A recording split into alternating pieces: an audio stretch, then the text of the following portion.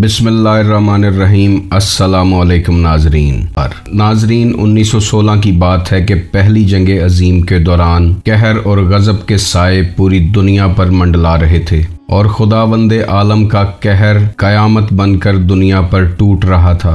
एक फौजी दस्ता बैतुल मुकद्दस से चंद मील दूर यलगार करता हुआ जा रहा था कि औंतरा नामी एक छोटे से गांव के टीले से अंधेरी रात में एक अजीब सी चमक निकलती हुई उन्हें दिखाई देती है। इस फौजी दस्ते ने जब वो अजीब किस्म की चमक एक टीले से निकलती हुई देखी तो वो ठहर गया। चंद सिपाहियों ने इस रोशनी की तरफ बढ़ना शुरू किया। जब वो सिपाही टीले के नज़दीक पहुंचे तो उन्होंने देखा कि उस टीले में एक बहुत बड़ी दराड़ है, जिस दराड़ में से हैरत अंगेज रोशनी निकल रही है। इसी हैरत के आलम में उन सिपाहियों ने उस टीले को खोदना शुरू किया। खुदाई के दौरान जब वो 4 गज की गहराई में पहुंचे तो उन्हें वहां चांदी की एक लौह नजर आई, जिससे निकलने वाली सफ़ेद शुआएं देखने वाले को हैरत और ताज्जुब की दुनिया में ले जा रही थीं। जैसे ही उन्होंने इस लौह को बाहर निकाला तो उसमें से निकलने वाली रोशनी अचानक थम गई। इस फौजी दस्ते ने जब इस लौह का मौजज़ा देखा तो वो उंगलियां चबाने पर मजबूर हो गया, क्योंकि एक बेशकीमती लौह, एक बेशकीमती खजाना उनके हाथ लग चुका था। लेकिन इस लौह में से निकलने वाली रोशनी का अचानक बंद हो जाना उनको खौफ और दहशत में मुब्तला कर रहा था। आखिरकार वो उस लौह को लेकर अपने आला अफसर, जिसका नाम मेजर A.N. ग्रैंडल था, उसके पास पहुंचे। उसने टॉर्च की रोशनी में जब उस लौह को देखा तो वो भी हैरत की दुनिया में चला गया। इस लौह के किनारे पर बेबहा कीमती जवाहरात लगे हुए थे और लौह के दरमियान चंद हरूफ कुनिंदा थे जो किसी कदीम या अजनबी ज़बान में लिखे हुए मालूम होते थे। इस मेजर को इस लौह की शनाख्त तो ना हो सकी, लेकिन वो ये ज़रूर जानता था कि ये लौह कोई मामूली चीज़ नहीं है, बल्कि अपने अंदर कोई बहुत बड़ी फजीलत, तकद्दुस और अहमियत रखती है।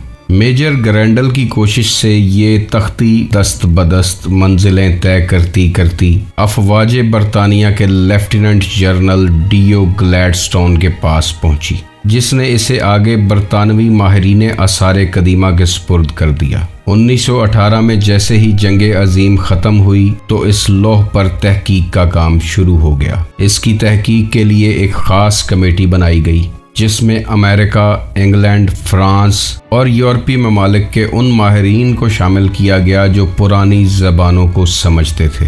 कई महीनों तक इस तख्ती पर तहकीक जारी रही और आखिरकार ये तहकीकाती टीम अनथक मेहनत के बाद इस नतीजे पर पहुंची कि ये लौह कोई आम लौह या तख्ती नहीं है, बल्कि ये लोहे सुलेमानी है और इस पर जो अल्फाज कुनिंदा हैं वो कदीम इब्रानी ज़बान के हैं और यही अल्फाज ज़बूर और हज़रत सुलेमान अलैहिस्सलाम पर नाज़िल होने वाले सहीफ़ों में इस्तेमाल हुए हैं। नाजरीन, इस तख्ती या लौह के बारे में मज़ीद जानने से पहले इस वीडियो को लाइक कीजिएगा, शेयर कीजिएगा और चैनल को सब्सक्राइब कीजिएगा ताकि आपका और हमारा राब्ता बना रहे। 21 जनवरी 1920 की सुबह को जब इस तहकीकाती टीम ने लोहे मुकद्दसा पर लिखे हुए अल्फाज का तर्जमा पेश किया तो सुनने वाले मजीद हैरत में गुम हो गए कि उस लौह पर जो लिखे हुए नाम थे वो पंजतन पाक अलैहिमुस्सलाम के थे।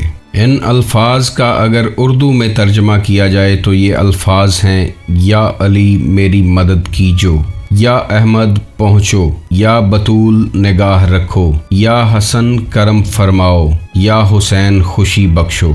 और लौह के आखिर पर 3 दफ़ा ये लिखा था कि एली एली एली, जो कि पुरानी ज़बानों में हज़रत अली अलैहिस्सलाम का नाम है। और मज़ीद लिखा था कि ये सुलेमान इन्हीं 5 से फरियाद कर रहा है और अल्लाह की कुव्वत अली है। चांदी की लौह पर लिखे गए ये अल्फाज का मुनकशिफ होना था कि रिसर्च टीम के अरकान की आंखें खुल गईं। एक ने दूसरे को हैरत से देखा और दूसरे ने तीसरे को, और आखिरकार फैसला ये हुआ कि इस पाक लौह को ब्रिटिश इंपीरियल म्यूजियम की जीनत बना दिया जाए। लेकिन जो ही ये बात इंग्लैंड के पादरी लॉर्ड बिशप के पास पहुंची और तहकीकात की मुकम्मल तफसीलात से उसे आगाह किया गया तो उसके पांव तले से भी जमीन फिसल गई اور مارچ 1923 کو ایک خفیہ حکم نامہ جاری کیا گیا۔ اس حکم نامے میں صاف لکھا تھا کہ اگر اس تختی کو کسی میوزیم کا حصہ بنا دیا گیا تو عوام و خواص لوگ اس کی زیارت کریں گے، اور جب وہ جان جائیں گے کہ اس کے اوپر کنندہ نام پنجتن پاک کے ہیں تو مسیحت کی بنیادیں ہل جائیں گی۔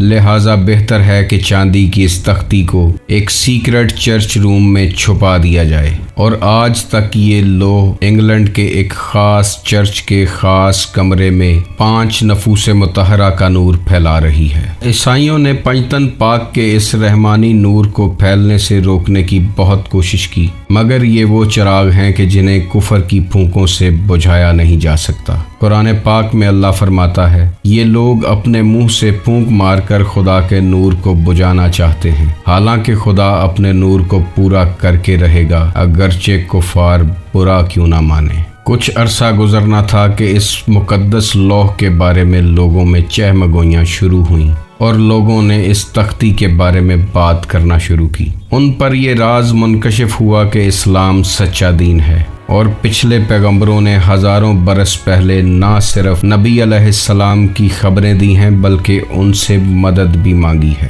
اس تختی پر پنجتن پاک کے ناموں کا کنندہ ہونا اور ریسرچ ٹیم کے نتائج کا اخذ ہونا بہت سے لوگوں کو عیسائیت سے نکال کر اسلام کی طرف لے گیا۔ ناظرین، یہی وہ 5 نام ہیں کہ جن کے واسطے اور وسیلے سے نبیوں کی دعائیں قبول ہوتی تھیں۔ یہی وہ 5 نام ہیں جو حضرت آدم علیہ السلام نے عرش کی ساکھ پر دیکھے تھے۔ انہی ناموں کے واسطے وسیلے سے حضرت آدم علیہ السلام کی توبہ قبول ہوئی تھی۔ یہی وہ 5 مقدس نفوس ہیں کہ جن کی خاطر یہ کائنات بنائی گئی۔ یہی وہ 5 ہستیاں ہیں کہ جن کے واسطے وسیلے سے انسان معرفت الہی تک پہنچتا ہے۔ بے دم یہی تو 5 ہیں مقصود کائنات، خیر النساء حسین و حسن مصطفیٰ علی۔ اللہ تعالیٰ آپ کو اور مجھے پنجتن پاک کے نور کے سائے میں رکھے۔ آپ خوش رہیں، آباد رہیں، اور رحمت خداوندی آپ کے گھروں پر برستی رہے۔ اللہ حافظ۔